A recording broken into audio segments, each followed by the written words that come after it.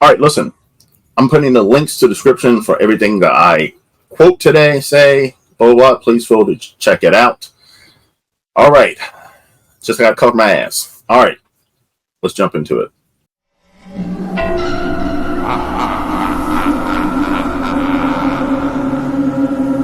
All right, so everybody, I mean, listen, not everybody. I've been wondering, who the fuck is Colossal? Colossal has now been boom, boom, boom. If you're on the face of horror, any of these contacts, Colossal, Colossal, Colossal. Something that you have not seen in previous years. And because Colossal is brand new, this is the first year that Colossal is taking a part of these contests. Now, you ask me, well, why is Colossal taking this over? Who the hell was running this contest before? And I'm going to jump back to 2019. So Darren Austin, who is a owner of Jet Setter magazine, which is a big ritzy, 1% magazine for the wealthy, and it's filled with mostly ads. So he decided to run a contest with the same format that we now see, and it was called Miss Jet Setter. He saw that it was such a success. I mean, you got the same format. You got the free vote, the pay vote, and some of the funds go to charity. He saw it was such a success that he decided, oh my goodness, this is such a success. Let me go ahead and let me do a horror. Let me do a chef. Let me do for pets. Let me do for people who like tattoos. So he used all his connections with all of these magazines to say, hey, I want to buy these ads because they're not spreads. These are not photo shoots. The magazines are not endorsing these competitions. I'm going to buy an ad. Like, I can go and buy an ad and reward if I want to. I'm going to buy an ad to put into your contest to promote my competition, which, let's say, is Face of Horror. And they say, okay. So at that point, let me break down when I hear fundraiser, or fundraiser company. So what is a fundraiser company? Crow Vote it is a fundraising company, which means it's a profit company. So they make a profit. This is not a non-profit company. They are literally a soliciting company that pretty much, I'm not saying work for a nonprofit or charitable. They're pretty much telemarketers. So what they do is they're the ones who are, they arrange the contest. They get the C-list, B-list celebrity involved, and they purchase the magazine ad or get the permission to permission magazine ad from the magazine. And they determine what the prize amount is going to be. They run the contest, they do everything. And from there, the 25%, or I should say, after their fee, is giving to DT Care, which is a humanitarian fundraising government company, who from there is obligated to only give 30% of that 20, or whatever's left of that 20%. After, of course, Crow Vote takes out their tax deduction. They're only obligated to give 30% of whatever, let's say 15%, to charity. Fishy, right? Crazy. So no, the charities are not getting 25%. They're getting whatever the fundraising company is getting. By the way, this is a good profession to get into, a fundraising company. Who knew? So and the rest of that 75% for that fundraising company is all, after expenses for prize money, paying King and Hodder, God knows what he's getting, and paying for all this stuff, which they're also taxing you for. All that is profit. So those millions and millions and millions of dollars are absolutely profit, and only a teeny bit is going to the actual charity. And all of these contests have the same setup. All right, so listen, I'm rambling, I feel like. So let's jump into, in 2021,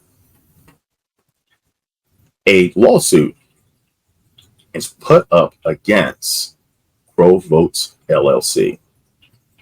All right, so Bon Appetit. So they were running the Face of the Top Chef contest, and you were supposed to get a spread in Bon Appetit magazine, right? On February 17th, 2021, Bon Appetit tweeted a statement that the magazine's editorial team does not endorse the contest or the feature promise as part of the prize package. The contest organizers purchased a paid advertisement in the magazine and intended to spotlight the winner of the contest. We've asked them to clarify the terms of the competition. Bon Appetit eventually rescinded their offer to be in the magazine. So what does that mean? Rootmore is not endorsing, Rootmore, Kane Hodder, none of these people are endorsing this competition at all. Facebook is not, Instagram, go down the rules and regulation. None of them are endorsing. Warner Brothers, none of them. Ghostbusters, nobody. They are literally paying for a service. Like you can, anyone. Like for instance, the Ghostbuster, to visit the Ghostbuster house or whatever the fuck it's doing. They pay for that. The estimated about the price on that is $2,310. That's how much you can. If you want to go there and take a full tour of it, it's $2,310. That's what it is. So they're paying for these. These companies are not endorsing the contest. They're not promoting the contest. They don't even know what the fuck the contest is. You're giving me money, sure, whatever, have fun. So two sisters with this contest put in a lawsuit saying that they were not disclosing the information. This was a illegal lottery because in order to win the competition, you had to go and pay for votes. So this went through court. At this point, Crow Vote had to disclose some things. And one of the things they disclosed is about the 25%. And boys and girls, you can read this with me. So at the end of the competition, the sponsor in its separate and sole capacity will be donating 25% of its proceeds earned from votes purchased. This is in the time the charity was Feeding America, working to connect people with food and end hunger. This does not amount to a donation by voter in any way, shape, or form. So in other words, the charity did not actually receive 25% of all the monies paid, the lawsuit clarifies. According to the case, those who cast hero votes were, the pay votes during the voting and payment process were not required to read any material that stated the terms and conditions of the charity donation. So what that basically means is that when it comes to these contests, they're saying 25%. That's what they're telling you, but they're not required to donate 25%. No, what they do is they deduct some of the monies because they're at profit. That is to pay off their taxes. Some of that goes towards their tax break. Then they give the rest to DT Care, which sounds like a fucking scam because they only are guaranteed to only give 30% of what's left. So only a teeny smidget amount is actually going to charity. But what they do is they use these to soften the spot for you to sell, because I'm a salesperson, to sell your family and friends on paying for your votes. Always, well, some of it's on the charity. All right, so with this lawsuit, I mean, a lot came out, and it's actually right now in the Supreme Court right now. It's turned into a class action lawsuit, and from there, that's when, I mean, I have a news right here on the screen right now. The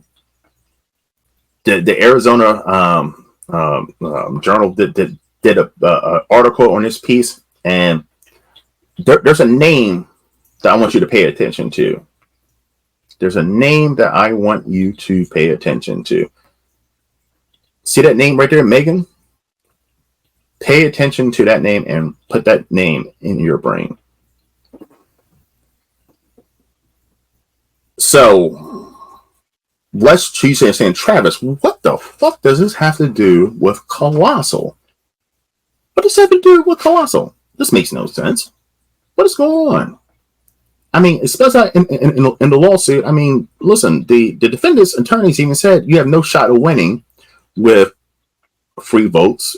The algorithm is set that way. You have to pay to win. That's why the first case with the two sisters, it was called an illegal lottery, because the only way you could win is by paying. And we already know that only a smidget, maybe 5% of this funds go to actual charity to help the kids. And that Crow Vote is an at-profit company. So what does it have to do with Colossal? So all this shit is happening. There's a class action suit against them right as of right now for a pet competition, favorite pet competition. I don't know what it's called, but it's a pet competition. It's literally a class action lawsuit against them. So you say, Travis, what does this have to do with Colossal? What does this have to do with Colossal? Let's quote myself. Do you remember that name, Mary Hagan? Mary Hagan, right? You see in that article, she was representative for Crow Vote. But guess who is running fucking Colossal? Megan Hagan. It's literally the same fucking company, everyone. Now listen, I'm not going to sit here and go into this right now. You're going to have to check. I'm going to leave you at a cliffhanger, because there's some shady fucking shit that's going on, including numerous of individuals. You can research it yourself online, who have made donations, are getting their credit card scanned.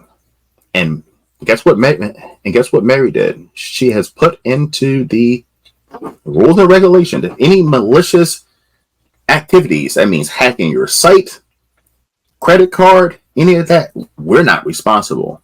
She also put a clause in there too, saying that by voting or donating or participating in that competition, you can't fucking sue them. All right, guys, if you like this, hit that like and subscribe button. I'm going to pick this up with Mary Hagan. Who is this bitch? And why? I'm going to also tie her into DD Care, the fundraising company. If you think that they are fucking shady, which I'm saying they're only giving about under 5% to the charity, there's a lot more to come. And also I'm going to hit on too, who is Starlight and where are they based out of? Really? Hit that like and subscribe button. I hope you enjoyed. By the way, no fucking this is bullshit conspiracy theory. Go down into the fucking links and hit those fucking. I got the fucking the case, the lawsuits, and all that links are down there. I'm not making this shit up. I'm probably missing some things. But next week we're gonna break into the details of who Colossal it really is and who is Starlight Foundation. See you next time. Travis Bruce, Horror Realm. Subscribe. Take care.